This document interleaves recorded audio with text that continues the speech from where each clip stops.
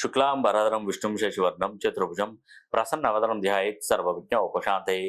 ఓం శ్రీ గురుభ్యో నమః. నమస్తే అండి, నేను మీ రామకృష్ణ హాన్, ఆస్ట్రో న్యూమరాలజిస్ట్ని. అందరూ ఎలా ఉన్నారు? 3/12/21/30 ఈ తేదీలలో జన్మించినటువంటి వారికి 2024వ సంవత్సరం అనేది కూడా ఎలా ఉండబోతుంది అనే అంశంపై ఈరోజు మనము సవివరంగా తెలుసుకునే ప్రయత్నం చేద్దాం. ఈ సిరీస్ అనేది 3/12/21/30 సిరీస్ అనేది కూడా ఇది గురువుకు సంబంధించినటువంటి తేదీలు. ఈ తేదీలలో పుట్టినటువంటి వారికి గురుబలం ఎక్కువగా ఉంటుంది. అంటే వీరు ఏంటంటే వాళ్ళు చాలా నాలెడ్జ్ గల పర్సన్స్గా చెప్పుకోవచ్చు. 3/12/21/30 తెలివి జ్ఞానశక్తి ఎక్కువగా ఉంటుంది, మాటల చతురత ఎక్కువగా ఉంటుంది ఈ ఈ తేదీలలో పుట్టిన వారికి. దీనిలో పుట్టినటువంటి వారు ప్రొఫెసర్లుగా, టీచర్ ఫీల్డ్లో ఉన్నటువంటి వారు, టీచింగ్ ఫ్యాకల్టీగా, టీచర్స్, గవర్నమెంట్ సంబంధించిన ఉపాధ్యాయులు, ఒక కంపెనీలో వీళ్ళు ఒక ట్యూటర్స్గా అంటే వర్క్ వాళ్ళకు నేర్పించేటువంటి వాళ్ళుగా, తర్వాత కొంతమంది వ్యాపారస్తులు అంటే ఫుడ్కు సంబంధించిన చేసే వ్యాపారాలు కానీ, రియల్ ఎస్టేట్ వ్యాపారస్తులు ఇలాంటి తేదీలలో జన్మిస్తూ ఉంటారు. మెయిన్ ఏంటంటే ప్రతి ఒక్కరికి కూడా ఒక్కొక్క టైం అనేది ఒకరికి కలిసి వస్తుందండి, ఒక్కొక్క సంవత్సరం కలిసి వస్తుంది. అలాగా ఈ 3/12/21/30 తేదీలలో పుట్టినటువంటి వారికి 2024వ సంవత్సరం అనేది కూడా చాలా వరకు నష్టాన్ని కలిగించే సంవత్సరం. నష్టాన్ని కలిగించే సంవత్సరం అండి. నష్టాన్ని కలిగించే సంవత్సరంలో మనం ఏదైనా ప్రయత్నం కొత్తది మొదలు పెట్టకూడదు. నేను చెప్తున్నాను కదా, ఈ సంవత్సరం నీకు పనిచేయదని ఎవరికైనా ఒక అబ్బాయికి చెప్పాను అనుకోండి, సరే ఈ 2024వ సంవత్సరం నేను ఎగ్జామ్ రాయను సార్ అంటే కుదురుతుందా? కుదరదు, రాయాలి కంపల్సరీ. కాబట్టి ఇక్కడ ఏంటంటే మెయిన్గా నేను చాలామందికి చెప్తుంటాను, మీరు చేసే ప్రయత్నాలు మీరు కొనసాగించండి, కొత్త ప్రయత్నాలు చేయకండి. ఒక వ్యాపారం పెట్టుకున్నావు, ఇంకో రెండో బ్రాంచ్కు శ్రీకారం చుట్టొద్దు. ఈ వ్యాపారం వస్తుంది, కొత్త పార్ట్నర్షిప్లను దీనిలోకి తీసుకొచ్చుకోకూడదు. కొత్త ప్రయత్నాలు చేయకూడదు, కొత్త రకరకాలుగా ప్లాన్లు చేయకూడదు. ఏదైనా మనం ఉన్న వ్యాపారాన్ని కొనసాగిస్తే చాలు. నేను అలాగని చెప్పేసి ఒక రియల్ ఎస్టేట్ అది వ్యాపారికి చెప్పాను నేను, అయినా నీకు ఈ సంవత్సరం బాగా కలిసి రాదు, కొంచెం జాగ్రత్తగా ఉండాలి, కొత్తగా ప్రయత్నాలు చేయకుండా, నువ్వు చేసేది రియల్ ఎస్టేట్ వ్యాపారమే కదా, కాబట్టి వెంచర్స్ చేయకు, స్థలాలు కొనకు, ఈ సంవత్సరం ఓపిక పట్టాలి. ఎందుకంటే మనం మంచి చేయాలని మనం అనుకున్నాం, కానీ చెడు అనేది కూడా మీ కలుగుతుంది, నువ్వు చేసే ప్రయత్నం ఫెయిల్ అయిపోతుంది, ఇబ్బంది పడతావని చెప్పాను. దాన్ని టేక్ ఇట్ ఈజ్గా తీసుకున్నాడేమో అతను. తీసుకొని నా దగ్గర కరెక్షన్ తీసుకొని నేను చెప్పాను, ఈ సంవత్సరం ఒక్కటే వదిలిపెట్టి, ఎందుకంటే దీన్ని ఎవరు రక్షించలేరు, కొంచెం జాగ్రత్తగా ఉండాలి, ఎందుకంటే నీకు ప్రాబ్లం ఏర్పడే ఇదే సంవత్సరం. అంటే అతను ఏం చేశాడు, ఓకే అని వెళ్ళిపోయాడు. వెళ్ళిపోయిన తర్వాత ఇతను ఏం చేశారంటే మ్యానిపులేట్ చేశారు. పక్కన ఉన్నటువంటి బంధువర్గం కానీ, అతని కొలీగ్స్ కానీ, అతనితో తిరిగేటువంటి వాళ్ళు ఏం చేశారంటే మూకుమ్మడిగా ఒక అతనికి 5 ఎకరాల స్థలాన్ని ఇతను కొనేలా చేశారు. బయట మార్కెట్ వాల్యూ 3-4 కోట్లు ఉన్నది, మనకు 2 కోట్లకి అమ్ముతున్నాడు. జస్ట్ ఒక 6 నెలల తర్వాత దీని మీద ఒక 5 కోట్లు వస్తే మనకు బ్రహ్మాండంగా ఉంటుంది. ఇంకోటి ఏంటంటే అతను మనకు అమ్మడానికి కారణం ఏంటంటే, ఒకటి కారణం సృష్టించారు.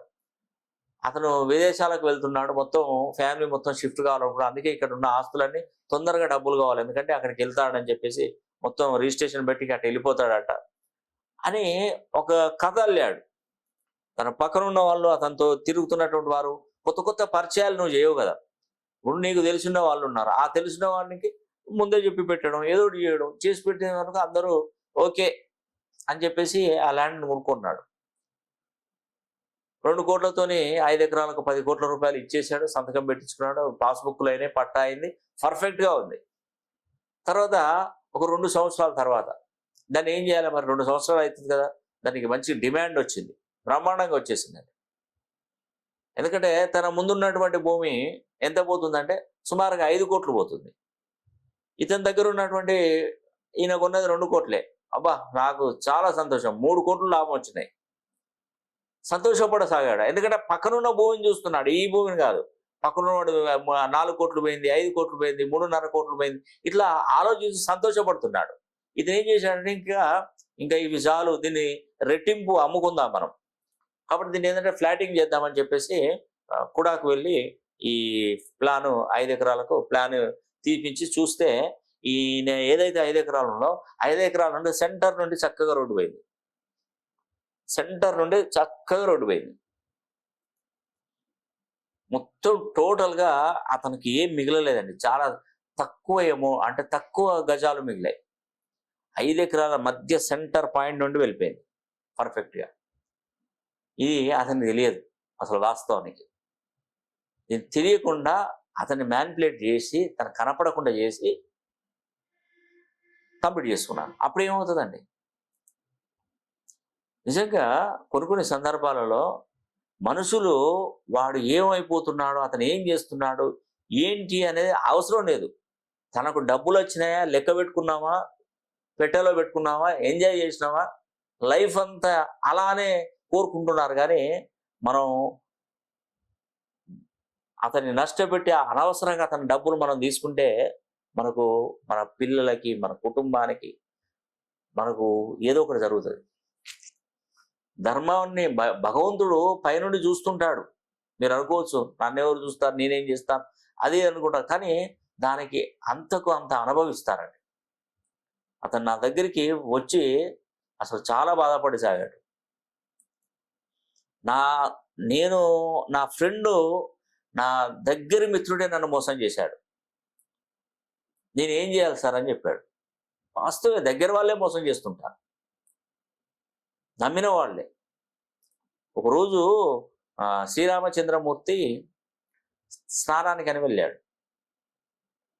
వెళ్తే అతనికి ఉన్నటువంటి విల్లు తీసి పక్కన పెట్టాడు. స్నానం ఆ చెరువులో, ఆ నదిలో స్నానం చేశాడు, బయటకు వచ్చాడు. వస్తే అతని శ్రీరామచంద్ర యొక్క విల్లు బాణము కప్పకు దిగింది, గుచ్చుకొని ఉంది. ఆ కప్పకు గుచ్చుకొని ఉంటే అది నోరు మెదపకుండా ఉంది. అయ్యో పాపం అని చెప్పేసి రక్తం గారుతుంటే ఆ బాణాన్ని తీసి దానికి కొంచెం ట్రీట్మెంట్ అలాగే చేశాడు శ్రీరామచంద్రమూర్తి. అడిగాడు, ఇంత పెద్ద బాణం గుచ్చుకుంటే నాకు చెప్పవా నువ్వు? అయ్యా, నేను ఇక్కడ ఉన్నాను, నాకు గుచ్చుకుంటుందని చెప్తే నేను పక్కన పెట్టేవాడిని కదా, నువ్వు నాకు ఎందుకు చెప్పలే ఇప్పటి వరకు అంటే, ఏదైనా కష్టం వస్తే నేను రామ నువ్వే దిక్కు, శ్రీరామ శ్రీరామ జై శ్రీరామ్ అనే రాముణ్ణి ఎక్కువగా నేను చేసేటోడిని. ఆ రాముడే వచ్చి నన్ను బాధ కలిగిస్తే నేను ఎవరికి చెప్పుకోవాలి అని ఆ కప్ప అందండి. అలాగా అతని దగ్గరి ఫ్రెండు అతన్ని మోసం చేసినప్పుడు, ఏదైనా ఏ సమస్య ఏది చేసినా కూడా అతని దగ్గర ఫ్రెండే అతను ముందుకు నడిపించే వ్యక్తే మోసం చేశారు, మోసానికి పాల్పడారు. ఎందుకంటే అక్కడ కొన్ని కోట్ల రూపాయలు ఇతనికి లాభం రావాలి కాబట్టి. వచ్చినాయి, లాభం వచ్చి ఇతని దగ్గర తీసుకున్నాడు, అతని దగ్గర తీసుకున్నాడు, లాభం వచ్చింది, మంచిగా హ్యాపీగా ఉన్నాడు. అది మొత్తం టోటల్గా జీరో అయిపోయింది. అంటే కొన్ని సందర్భాలలో నమ్మక ద్రోహాలు చేస్తారు. ఇప్పుడు వాళ్ళ ఇంట్లో ఉన్నటువంటి కష్టాలు ఇతరులను మోసం చేయాలని ట్రై చేస్తుంటారు.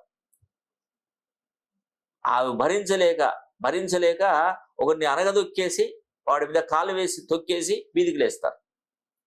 కొంచెం ఇది కలికాలం కాబట్టి కొంచెం జాగ్రత్తగా ఉండాలి. ఎవరిని నమ్మడానికి లేదు. ఈ చేయని నమ్మద్దంటారు. ఏ మాట మీద ఏ సహాయాలు చేయకండి, అది మళ్ళీ మీ మెడకొచ్చి చుట్టుకుంటుంది. ఉత్త పుణ్యానికి ఎవరికైనా సలహాలు ఇచ్చి ఆయన కట్టకపోతే నేను కడతాను అని చెప్పేసి అన్న ఉట్టి మాటనే పట్టుకుంటాడు. వాడు తెల్లవారు వచ్చేసి మళ్ళీ ఇంట్లో తిష్ట వేసుకొని కూర్చుంటాడు. కలికాలం ఇది. కాబట్టి జాగ్రత్తగా ఉండండి. మనిషిని నమ్మే రోజులు పోయినాయి. జాగ్రత్తగా ఉండాలి. చేసేవరకు మనం సహాయం చేయాలి, కానీ ఎదుటివారిని మనం ఎప్పుడు కూడా అన్యాయం చేయొద్దు, ఎక్కువగా ఇబ్బంది పెట్టొద్దు ఎవరిని. ధర్మంగా, న్యాయబద్ధంగా మనం ముందుకు నడిచినట్లయితే మన జీవితం చక్కబడుతుంది. 3/12/21/30 ఈ తేదీలలో జన్మించిన వారికి 2024 అనేది కూడా చాలా వరకు కొంత నష్టాన్ని కలిగింపజేస్తుంది. కాబట్టి దాని నుండి బయటపడే మార్గం ఏంటంటే, మీ పేరులో ఉన్నటువంటి సంఖ్యాబలాన్ని చక్కగా సరి చేసుకోగలిగితే మాత్రం మంచి ఫ్యూచరు, మంచి లైఫ్ అనేది కూడా మీకు తప్పకుండా ఉంటుందని కూడా నేను మీకు ఈ వీడియో ద్వారా తెలియజేస్తున్నాను. ఈ వీడియో కనుక మీకు నచ్చినట్లయితే లైక్ చేయండి, షేర్ చేయండి, అదేవిధంగా కామెంట్ చేయండి. సర్వే జన సుఖినో భవంతు.